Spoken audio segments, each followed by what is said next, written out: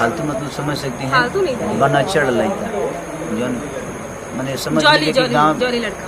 इनके लैंग्वेज में जॉली होगा, हमारे यहाँ छुछुनर बोलते हैं।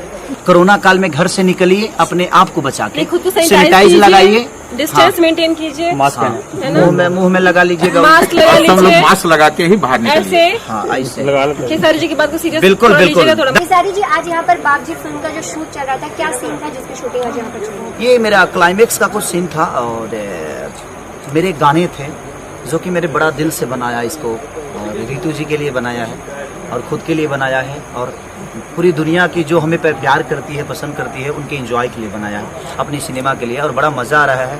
ये पूरी यूनिट हमारी अपनी है और कोशिश रहता है कि हम सबको अपना बना के ही काम करें, और हमेशा ये मेरा उद्देश्य रहा है कि अपनों से दूर नहीं रह सकते।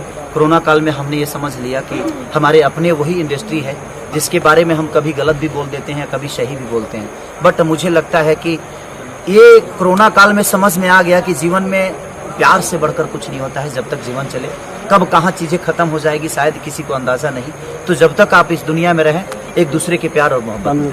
फिल्म बागजी में आप किस किरदार को निभा रहे हैं और इस किरदार के लिए क्या कुछ खास तैयारी आपको करने के लिए की गई थी? राइटर प्रोड्यूसर से कोई बात की आपकी?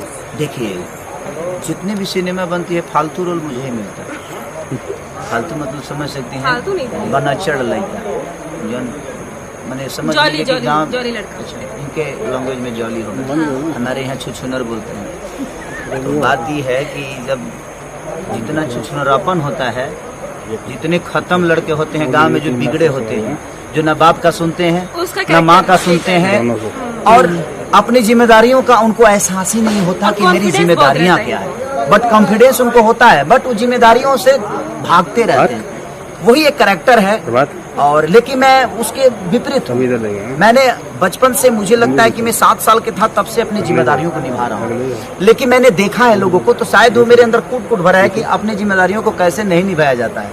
निभाने की तो गुण मेरे अंदर है ही, तभी शायद मुझे लगता है कि मैं 2008 से इकलौता ऑडियो का स्टार हूँ, क्योंकि मैं कभी, लोगों ने मुझे अपने दिल से उतारा ही नहीं।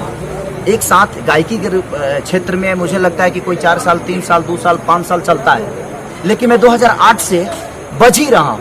उसका रीज़न यही है कि मुझे पता है कि मेरी ऑडियंस की मानसिकता क्या है और वो क्या चाहती है मेरे से। तो मैं कोशिश करता हूँ कि वो, चाहे वो बुजुर्ग हो या चाहे मेरी माँ हो या मेरी बहन हो, मैं हर चीज़ों को गाने की कोशिश करता हूँ ताकि मैं हर आदमी। लॉकडाउन के बाद, इस लॉकडाउन में है, आधा लॉकडाउन चल भी रहा है, और भोजपुरी में ये पहली फिल्म आपकी इस साल की शुरुआत हुई लॉकडाउन के बाद, और इससे लोगों को रोजगार मिल रहा है, लोगों को काम मिल रहा है, और इस कोरोना बीमारी की बिना चिंता किए आप सेट पे हाजिर हैं और शूटिंग कर रहे हैं। और उस कोरोना बीमारी के दौरान आपने अपने घर से निकल के शमशान घाट तक दौड़े, लोगों की हेल्पें की। जो डेथ हुई म्यूजिक डायरेक्टर हमने धनंजय मिश्रा जी की, उनके दाह संस्कार में भी आप बाहर खड़े रहे, और जो आपने यथासंभव हुआ उचित था, आपने उसकी हेल्प भी की। इसके बारे में आप क्या कहना चाहेंगे कि और भी लोगों को बाहर आना चाहिए? हेल्प करने के लिए किसी मिशन की जरूरत नहीं होती है। मुझे लगता है कि आपके विचारधारा जरूरी है। जब तक मन में विचारधारा नहीं होगी, आप किसी का मदद नहीं कर सकते। वो आपको मन में पैदा करनी पड़ती है, वो कहीं किसी की माँ के कोख से पैदा नहीं होता है। वो चीज़ें वो आपके खुद की विचारधारा है, जो किसकी हेल्प करना है नहीं करना है। कोरोना काल में मुझे काम इसलिए करना पड़ता है कि सर, मैं किसी को घर में, मैं ये नहीं बोल सकता कि आप अपने घर में रहिए, क्योंकि घर में रहकर लोग भूखे मर जाएं, ये मैं कभी किसी को सलाह नहीं दूंगा। हाँ, आप अपनी सेफ्टी बचाकर अपने जीवन को चलाइए, अपनी बीवी बच्चों को पालिए और उनको अच्छी शिक्षा दीजिए। कोशिश करिए कि आप जितना लोगों से थोड़ा सा डिस्टेंस बना के रहें, और यहाँ पे काम सैनिटाइज करके हम काम कर रहे हैं। ऐसा नहीं कि हम खुद को एकदम फ्री करके काम कर रहे हैं, ऐसा नहीं है, क्योंकि हमारे साथ हमारे बहुत लोगों के, मैं 50 लोगों से, 100 लोगों से, 200 लोगों से डेली मिलता हूँ। हो सकता है कि मेरी इम्यूनिटी बड़ी अच्छी है, इम्यूनिटी बोला जाता है, इम्यूनिटी पावर, हाँ इम्यूनिटी बोल रहे हैं ना ये लोग, उनको बोलने में 6 महीना लगेगा भाई। इम्यूनिटी, इम्यून सिस्टम, ये बोल रही है वो। लेकिन इस बीमारी की बिना परवाह किए आप शमशान घाट तक भी पहुंचे। सर एक बात बताएं, एक बात बताएं, जब पेट की भूख होती है ना, तो बीमारी समझ में नहीं आता है। हमारे अंदर भी भूख है, और पेट की भूख नहीं, ये जनता का प्यार का भूख है कि शायद मुझे लगता है कि उनके प्यार में मैं हूँ, और मैं 2 पैसे ज्यादा कमाऊंगा तो मैं जितना हो सके अपने लोगों का मदद कर पाऊंगा। तो मेरी कोशिश यही है सर, मेरे मरने और जीने का डिसीजन मैं और कोई बीमारी तो नहीं ले सकता। मुझे लगता है कि मेरी जनता का प्यार और आशीर्वाद और उनके हाथ मेरे माथ पे है, तो शायद इस धरती पे कोई रोग मुझे कुछ नहीं बिगाड़ सकता, और इन्हीं के साथ मैं अपने जीवन को चलाता हूँ। क्या सरकार खाली बीमारी पे ध्यान दे रही है, लोगों की रोजगार लोगों की भूख पे ध्यान नहीं दे रही है। सॉरी, आप सरकार की बात ना करें, कलाकार की बात करें। आप यहाँ कलाकार के पास है, सरकार के पास नहीं है। क्योंकि सरकार क्या कर रही है, नहीं कर रही है, ये मेरा कॉल है ही नहीं। मेरे जीवन में मेरे अपनों, मेरी भोजपुरी समाज, मेरी जनता, मैं उनके लिए क्या कर रहा हूँ ये मायने रखता है। मैं सरकार से जो मदद कर नहीं रहे हैं, लेता। जो गाना शूट किया आपने बताइए वो। मैं सरकार से आज तक मदद नहीं मांगा। अगर सरकार ने मेरा मदद किया होता ना, तो शायद जिस जगह पे खड़े हैं हमारे, क्या नाम है उनका जो मदद किए थे अभी, सोनू सूद, जिस जगह पे सोनू सूद खड़े थे उस जगह पे खेसारी लाल यादव खड़ा होता, अगर सरकार ने मदद किया होता मेरा तो। क्योंकि मैं किसी को कहां भेजूं। मैंने 2-2 ट्रेन के 21-21 बोगी बुक करने के बावजूद मैं अपने लोगों को नहीं भेज पाया। उसका रीजन क्या था?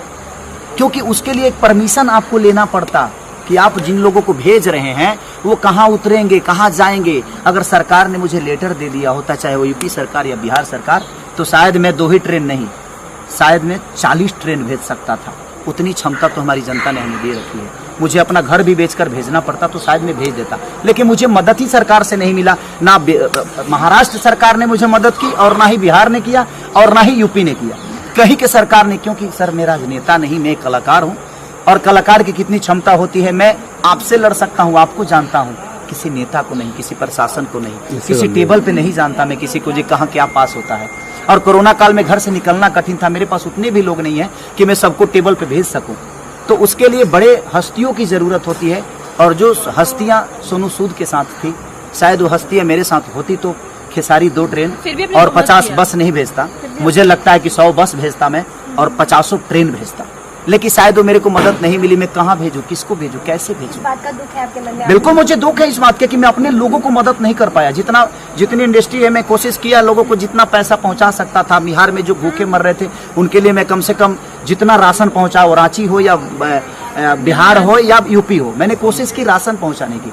लेकिन मुझे अगर सरकार से मदद मिला होता तो शायद मैं भी सोनू सूद की तरह कुछ कर सकता।